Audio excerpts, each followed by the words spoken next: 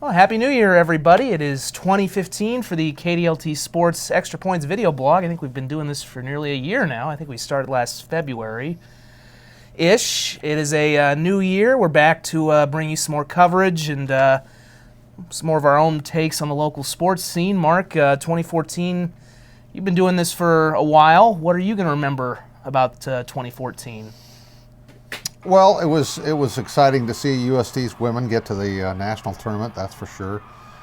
I think the thing that really sticks out to me the most is Kim Kaufman's year. She didn't even have a job at the beginning of the year, so to speak. She was on the Symetra Tour and ended up earning her card to be on the LPGA Tour, and then finished high enough to go to Asia automatically at the end of the tour, and won her tour card back, had that card automatically qualified for 2015, and I'm just thrilled to see how quickly her progress has happened. And I remember she was pretty discouraged, it seemed like, when she got that, the first time we spoke to her, she had that, I think, just the Symetra Tour card, and then she had that big showing at the tournament. It was out in Texas and back in February. Well, that was her first good one on the LPGA Tour. It was later than that. Yeah. But I would say that she was discouraged maybe at the end of 2013, when it looked like she was going to be in the top 10 and get her card automatically for 2014, and faltered in the last couple of tournaments and finished 12th, and then went to qualifying school and just missed there. So, but she works. She's an incredibly hard worker, very, very hard worker, and lots of talent. She's got the right attitude, great spirit. And I think she's going to have a wonderful LPGA career. I think for me, my favorite team of the year was probably that Yankton football team. Just all the incredible wins they had, overtime wins, completing a game in Aberdeen, and really one of the best state title games I've ever seen in any state against Brookings. Credit to Brookings, too. That was just one unbelievable game. The year from Zach Zenner, who was kind of the Nate Walters of that football program. He was just spectacular at times. Unfortunately, it ended in a tough manner at NDSU, but even that was a great spectacle to watch. And one of the things I think that'll really take is there's such a building boom right now in South Dakota. We had, of course, the Pentagon, which I know it technically opened at the tail end of last year, but of 2013, but 2014 was really its full year. And we really saw what an incredible facility that was. Then the Premier Center opens up, which is everything that it was promised to be. I'm still kind of curious to see what it's going to be like for the Summit League tournament. I hope we still have some of that intimacy that the old arena had. I think we'll have plenty if the right teams keep winning. And then also, too, the fact USD broke ground on the new basketball arena, which has been long overdue. And SDSU's broke ground, and they've started construction on the new renovating Coughlin alumni. There's just a lot of really cool things going in right now. The last couple of years, those kind of facilities have really become the big story because of what they've allowed us to get here in South Dakota as a result of it. You've got, the National Division II tournament that's going to be held at the Pentagon. Bunch of them. The wrestling tournament. The NCAA women's regional. The NCAA women's regional to me is the biggest thing. Because we're talking about Sweet 16 there. Yeah. Somebody goes to the Final Four. A team will go to the Final Four from Sioux Falls, which is mind-boggling. And if things go well with that, you never know. We may end up with a men's tournament, a play-in round or first round. Yeah, I think I think as long as we do well and get a couple of hotels built up, I think that's eventually going to happen, maybe in 2020 or 2021. We kind of alluded to it, though. Summit League tournament will be in March. We're going to start looking at some of the basketball seasons now. Obviously, you can't necessarily preview these teams in December and November because that's early season. Now everybody's kind of getting into the meat of their conference season. This is when it starts to really pick up. We'll look at the NSIC and some of those teams next week, as well as our NAIA teams. Dakota Wesleyan's having a fantastic year. They could be the story of the year in 2015 with the way things are going so far. There's a lot of really good teams locally this year. I mean, at all levels. It's going to be fun. Looking at State and U right now, though, in the Summit League, we'll start off on the men's side, and I think I texted you this yesterday. Good luck figuring out the Summit League men's race. SDSU came in, at one point was 9-3. They suffered a couple of losses to ranked teams. Go on the road to Denver and NDSU, which is really one of the tougher trips you're going to have. Come out with just kind of went cold at times, got down big, couldn't quite finish off rallies. And here you have USD, who is only 7-9, but they've had a lot of close losses. They're starting to pick up some steam, and they get a big road win in Denver.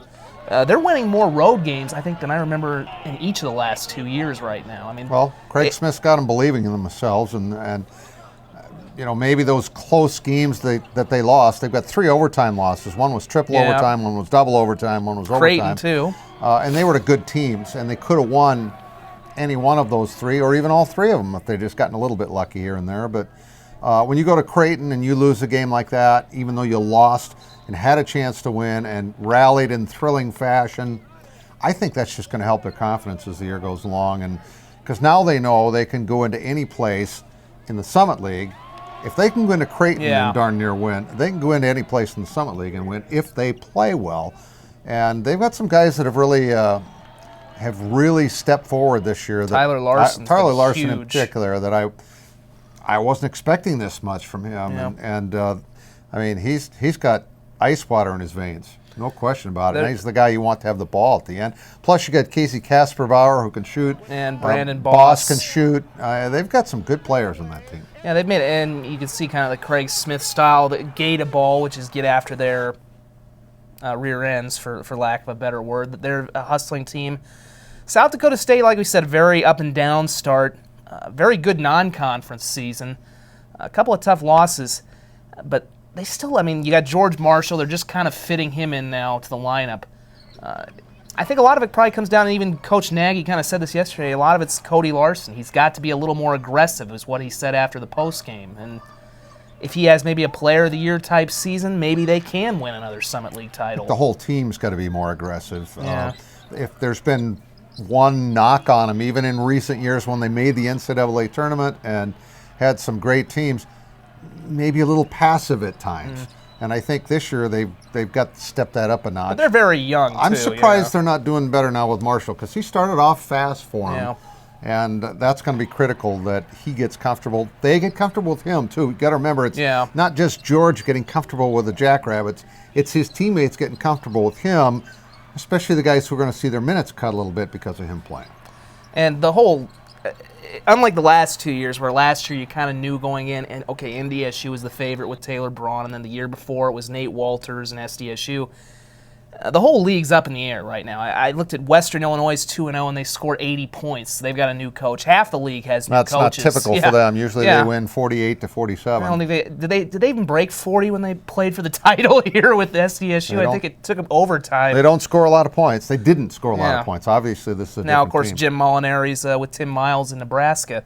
So that'll be very fun to watch that race, I think. And on the women's side, we thought, at least going into yesterday's game, that this was really a 2-horse race with USD and SDSU, who clearly in the non-conference established themselves as the best teams. USD is off to a 1-0 start. They beat Omaha. SDSU beats Denver by 41 at Frost, and frankly, we don't expect them to lose at Frost. Go to NDSU and lose for the first time in 10 years in Fargo. NDSU has a new coaching staff. They were picked to finish last. To finish last. Yeah, not to say that was accurate, because that's just speculation. And they do have a really good player in Brooke Lamar. We knew she was pretty good last year, but is that a red flag for SDSU? I mean, is it maybe this league's a little better than we thought it was going to be? Hard to say. I think the bothersome part of both that and the men's losses at Fargo were the fact that both teams got themselves down by 22 points right away, and you're just not probably going to dig yourself out of that hole. You spend so much energy trying to catch up that usually by the time you get within 6 or even 4, you've run out of gas or run out of time, which is kind of what happened in both cases. I mean, they almost won both those games, and I can guarantee you both Scott and AJ would have said, well, you really didn't deserve to win this game. Yeah, and AJ did say that, actually, at the end. So that's, I don't know if that's a red flag. You'd like to think that that's just a learning thing for this team to realize that if you don't come ready to play from the beginning of the game, you're going to be in trouble. Macy Miller's been great for South Dakota State. I still think with the way she's playing that they and the Coyotes, many of their players back from last year, the Coyotes are playing great basketball. I still think those two are the teams to beat. I think the only real wild cards maybe Western Illinois, because of course that was the team that USD knocked off on the buzzer beater. They have, I believe, a Player of the Year candidate as well. But I mean, we've seen it the last 2 years, the Summit League tournament. Once in the title game, it's been USD and SDSU. I still think, unless there's some big rash of injuries for one of these two teams, we're going to see them hopefully opposite each other in the championship, not the semifinal again. And who knows? Maybe we'll see both. Obviously, the dream of everybody around here would be USD, SDSU doubleheader on championship That's night. asking for a lot. I mean, the odds of that happening are very slim. I would say if it's ever going to happen, though, this year with the men, it's pretty wide open. Anybody could get there this year, and why not? Why not? Like I said, we'll preview more of these teams, especially the NSIC, coming up the next couple weeks. One note to end on, we talked a little about them, I think, last time. The Stampede have kind of gotten pretty hot here. Yeah. They're playing, and that race is tight. I mean, I think from 1 to 6 or 7, there's only like 6 points separation, but Stampede, I believe, have won 4 straight now. They're starting to really play well on home ice. Right. They're establishing that home ice advantage, which is really important in any sport. But in particular, you want your rink to be a place that the other teams don't want to come in and play. And aside from shooting some games, I've actually gone out to a couple of their games just to watch, just for fun. And I know you've done that too. Yep. And I sense a lot more confidence in the team now. And they've made changes on that team too. And Cooper so Marody. far, the changes have been good. They've panned out well for them. And you get a hot goalie, you get a team that's confident. Anything can obviously happen in the playoffs. And with the way they're playing right now, I'm pretty confident they're going to make the playoffs because they're right. They've jumped right back up into the middle of the playoff picture just by winning. They're only a few points back now of being at the top. Yeah. I mean, but to be fair, it is so close that if they go on a losing streak, they could be right back on the outside looking in. But I think they know that, and I think the biggest change for me was Steph Lekes when he got in the lineup. Well, he has been making, he is making glove saves and saves that I haven't seen even when Charlie Lindgren was really doing well here 2 years ago when they nearly went to the Clark Cup. So that's going to be a fun race to watch. We got a lot of fun stuff in store for you in 2015. Don't forget about the Skyforce either. They're still going depending on who they have on their roster right now. If they can keep Shabazz Napier, but they won't. Yeah, he'll be back in Miami soon. I mean, but they've got some other good guys. Tyler Johnson has played well. Tyler Johnson's really playing well. A.J. Davis is always kind of a staple. Henry Walker's getting back into it. Larry Drew, too, has been he might be the best point guard right now in the D-League, I think. Well, that had game that 23 assists and won. The game he had on Christmas night when I went out and shot that was unbelievable. He had 16 points and 23 rebounds, or 23 assists. That broke the D-League record. Yeah. Set the record for most assists in a game, which is there have been a lot of good point guards that have played in the D-League for sure. So, he comes from a basketball family.